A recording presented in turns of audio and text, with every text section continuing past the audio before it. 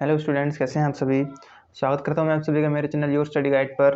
दोस्तों, आज हम क्लास 11th की केमिस्ट्री का चैप्टर नंबर 1 जो है some basic concepts of chemistry, हमने उसकी सभी प्रॉब्लम्स सॉल्व कर ली थी। आई होप आप सबको अच्छे से समझ में आ गई होंगी। तो आज की क्लास में हम इसके एनसीईआरटी क्वेश्चन सॉल्व करेंगे, क्वेश्चन नंबर 1, 2 एंड 3। ठीक है, कोशिश करेंगे कि क्वेश्चन नंबर 3 भी आज ही सॉल्व हो जाए। तो क्वेश्चन नंबर 1 में लिखा हुआ है कि calculate the molecular mass of the following. ये हमारे कुछ मॉलिक्यूल्स हैं, ये H2O, ये कार्बन डाइऑक्साइड, ये मीथेन, ये वाटर। ठीक है, इन तीनों के हमें मॉलिक्यूलर मास कैलकुलेट करने हैं। तो चलिए स्टार्ट करते हैं। तो दोस्तों, आप देख सकते हैं कि मैंने ये तीनों पॉइंट्स इधर नोट डाउन कर लिए हैं, H2O, CO2 और CH4। हमें इन तीनों मॉलिक्यूल्स के मॉलिक्यूलर मास कैलकुलेट करने हैं। तो दोस्तों, मैंने आपको बताया था कि मॉलिक्यूलर मास होता क्या है। मॉलिक्यूलर मास किसी मॉलिक्यूल का कैसे डिफाइन किया जाता है, तो मैं एक बार फिर से रिपीट कर देता हूँ कि किसी भी मॉलिक्यूल के अंदर जितने एलिमेंट्स होते हैं उन एलिमेंट्स के एटॉमिक मासेस का सम मॉलिक्यूलर मास कहलाता है।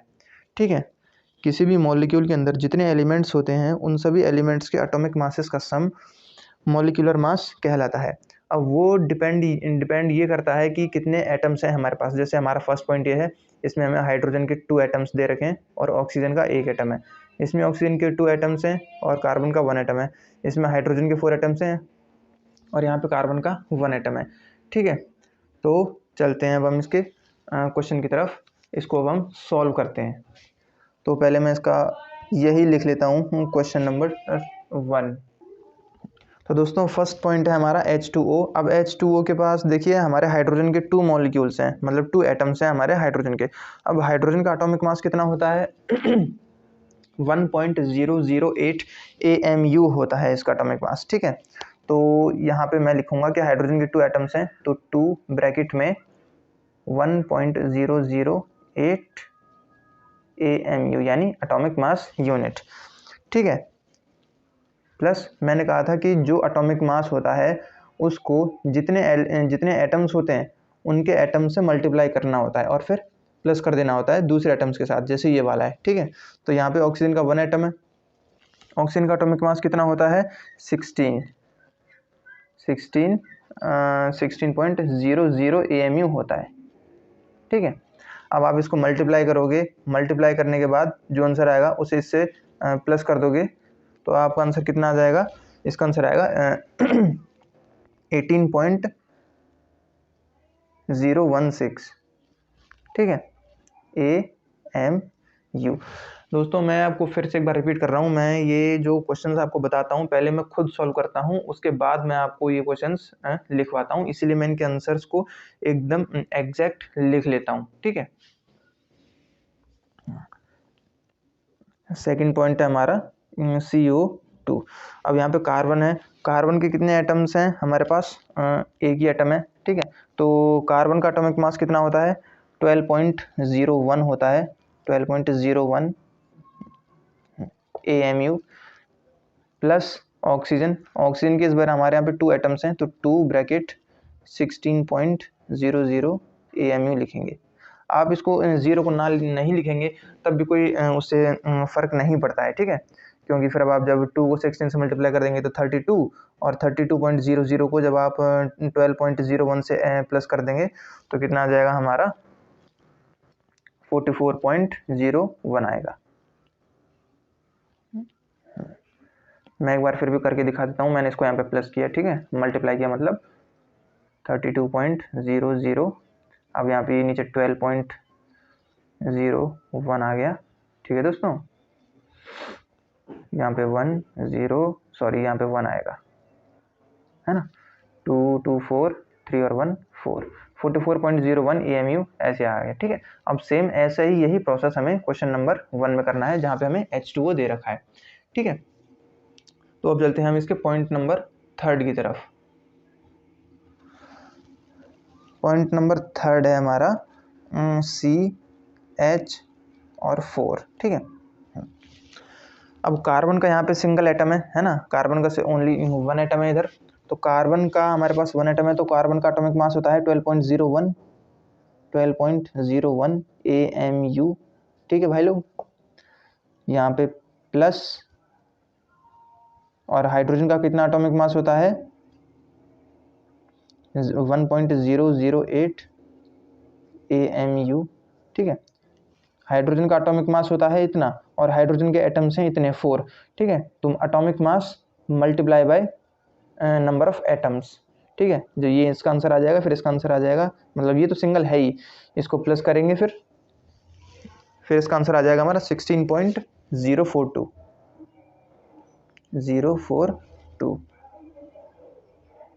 AMU। ठीक है, इसे भी मैं एक बार सॉल्व करके दिखाई देता हूँ। तो 4 8 जा कितना हो जाएगा हमारा 32, 0.41 जा 4.032 हो गया, और ये हो गया हमारा 12 पॉइंट कितना 01। ठीक है, तो 2 की 2 इधर सिंगल, 3 + 1 4 0 4 2 6 1 16.042 AMU यानी एटॉमिक मास यूनिट। इसी के साथ दोस्तों हमारा क्वेश्चन नंबर 1 खत्म होता है। अब चलते हैं क्वेश्चन नंबर 2 की तरफ। क्वेश्चन नंबर 2 में दोस्तों हमें दे रखा है कि calculate the mass percent of different elements present in sodium sulphate Na2SO4। ठीक है, सोडियम सल्फेट है हमारे पास, इसके अंदर जितने भी अलग अलग टाइप के डिफरेंट एटम्स हैं, मतलब सॉरी एलिमेंट्स हैं, इनका एटॉमिक मास हमें कैलकुलेट करना है। तो इसमें मेनली हमारे 3 एलिमेंट्स हैं, सोडियम, सल्फर एंड ऑक्सीजन। ठीक है, तो चलिए इसका मास परसेंट हम कैलकुलेट करते हैं। और मैंने आपको बता दिया था कि मास परसेंट किसे कहते हैं। ये दोस्तों देखिए, मैंने क्वेश्चन नंबर 2 लिख लिया इधर। क्वेश्चन नंबर 2 में कहा गया है कि मैंने क्वेश्चन लिख लिया कि Na2SO4। ठीक है, ये है हमारा सोडियम सल्फेट। अब इसके अंदर जो अलग अलग डिफरेंट टाइप के जो एलिमेंट्स हैं, इनका हमें एटॉमिक मास निकालना है। तो इसके अंदर हमारे मेनली हैं सोडियम, सल्फर और ऑक्सीजन। ऑक्सीजन के हमारे 4 हैं। ठीक है, सल्फर का 1 ही है और सोडियम के हमारे 2 हैं। ठीक है दोस्तों, तो पहले हम इसका पूरे का मोलर मास निकालेंगे। ठीक है, मास परसेंट का फॉर्मूला क्या होता है, मास परसेंट का फॉर्मूला होता है mass of that element in the compound upon molar mass of the compound into 100। ठीक है, तो मास परसेंट तो हम बाद में निकालेंगे, पहले हमें इसका मोलर मास कैलकुलेट करना है। और मोलर मास क्या होता है, ठीक है, तो फॉर्मूला हम बाद में लिखेंगे, फॉर्मूला लिखने की जरूरत नहीं है, मैंने आपको बता दिया है। तो इधर लिख लेते हैं मोलर मास। मोलर मास, ठीक है, molar mass is equal to 2 atoms हैं सोडियम के 23। ठीक है, 23.0 प्लस सल्फर का एटॉमिक मास होता है 32.0 प्लस 4 एटम्स यहाँ पे ऑक्सीजन के हैं, और ऑक्सीजन का होता है 16 इंटू में 16.00।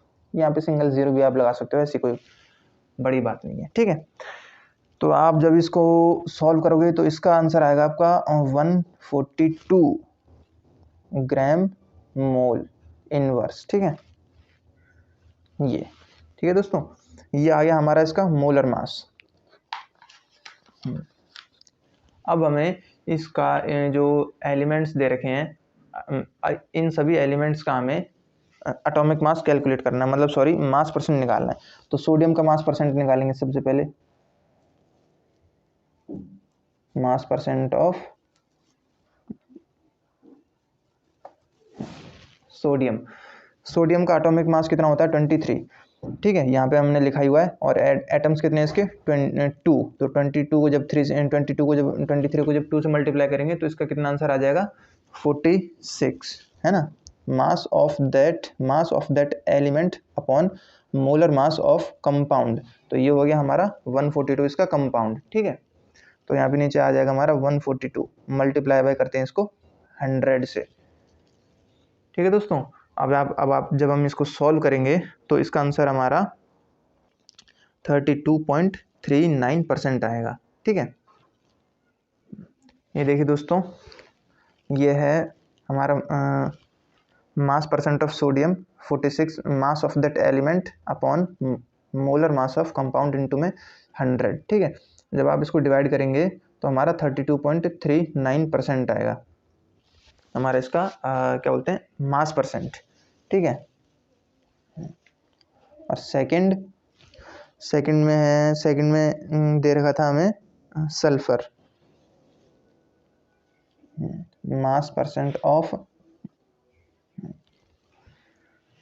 Sulphur, mass percent of sulphur. तो सल्फर का कितना एटॉमिक मास था हमारा, 32 था, 32 अपॉन में 142 इंटू 100, ठीक है। तो इसका भी आ जाएगा 22.54%। जब आप इसको डिवाइड करोगे ना, पहले 2 से इसको डिवाइड कर दीजिए, फिर 2 से इसको डिवाइड कर दीजिए, फिर मल्टीप्लाई कर दीजिए, फिर आपका आंसर पॉइंट में आएगा। मैं एक बार करके दिखा देता हूँ। ये देखिए दोस्तों, ठीक है, ये है हमारा, मैंने इसको 2 से डिवाइड किया 16, फिर ये 71 टाइम्स इस पे चला जाएगा, 16 को 100 से मल्टीप्लाई कर देंगे तो कितना आंसर आ जाएगा हमारा, 1600 अपॉन में 71। अब 71 को जब हम 2 से मल्टीप्लाई करेंगे तो 71 2 जा कितना होता है, 72 जा होता है 140, तो इसका हो जाएगा 142, है ना, 2 टाइम्स पे 142 हो जाएगा। 160 में से 142 माइनस करेंगे तो हो जाएगा 18 और यहाँ पे 0 है तो ये हो जाएगा हमारा 182, सॉरी 180, ठीक है। अब 142 कितने टाइम पे आता है, 2 टाइम पे, है ना, तो हम इसको दोबारा से 2 टाइम पे लेंगे, 2 टाइम, ठीक है। तो ये कितना बच जाएगा, 38 बच जाएगा। अब 71 है बाहर और अंदर है 38, ठीक है। तो 38 है, पॉइंट लगा के एक 0 ले लेंगे, हो जाएगा हमारा 380। तो 71 को हम 5 टाइम्स मल्टीप्लाई करेंगे तो आ जाएगा 355, ठीक है ना, 5 टाइम पे 380 में से 355 को माइनस करेंगे तो कितना बचेगा, ठीक है दोस्तों, तो कितना बचेगा, तो इसका आ जाएगा हमारा 25, ठीक है। पॉइंट ले रखा था तो हम एक 0 और ले लेंगे, तो फिर हो जाएगा हमारा कितना 255, फिर इसको हम 4 टाइम पे लेंगे, 4 टाइम पे, ठीक है। तो ये ऐसे करके हमारा 2.54% आ गया, ठीक है। तो जैसे ये हुआ है हमारा, सेम उसी मेथड से ये 46 अपॉन 142 इंटू 100 ये भी होगा, ठीक है। इसको आप, इसे भी आप 2 से ऐसे डिवाइड करना, तो ये 2 3 जा और ये सॉरी 2 2 जा और 2 3 जा, ये हो जाएगा हमारा 23, ठीक है। 23 अपॉन में ये भी 71 टाइम पे चले जाएगा, फिर ऊपर वाले नंबर को 100 से मल्टीप्लाई करना, फिर आपका यही आंसर आएगा, ठीक है दोस्तों। तो अब हम चलते हैं पॉइंट नंबर 3 की तरफ। अब हमें ऑक्सीजन का मास परसेंट कैलकुलेट करना है, मास परसेंट ऑफ ऑक्सीजन, है ना, ओ लिख देते हैं सिंपल इधर। तो ऑक्सीजन का कितना था हमारा, ऑक्सीजन के हमारे 4 एटम्स थे, है ना, और एटॉमिक मास होता है 16, तो 16 4 जा हो जाएगा 64 अपॉन में molar mass of that compound into में 100। तो इसमें भी सेम वही होगा, इसको 2 से डिवाइड कर देंगे, ठीक है, 2 3 जा और 2 2 जा, ये 71 टाइम पे जाएगा, ऊपर इवन नंबर है, नीचे और नंबर है, डिवाइड नहीं होगा। 32 को इधर लिखेंगे, 3200 हो जाएगा अपॉन में 71। इसको जब हम डिवाइड करेंगे, ठीक है, तो 71 को 320 को जब 71 से डिवाइड करेंगे तो ये जाएगा हमारा 4 टाइम पे, ठीक है, ठीक है दोस्तों। 320 अपॉन में 71 करेंगे, 71 को जब 4 से मल्टीप्लाई करेंगे तो हमारा इसका आएगा 284, ठीक है। 320 में से 284 को माइनस करेंगे तो हमारा 36 बचेगा, ठीक है, 36 आ जाएगा, यहाँ पे एक 0 है तो ये हो जाएगा हमारा 360।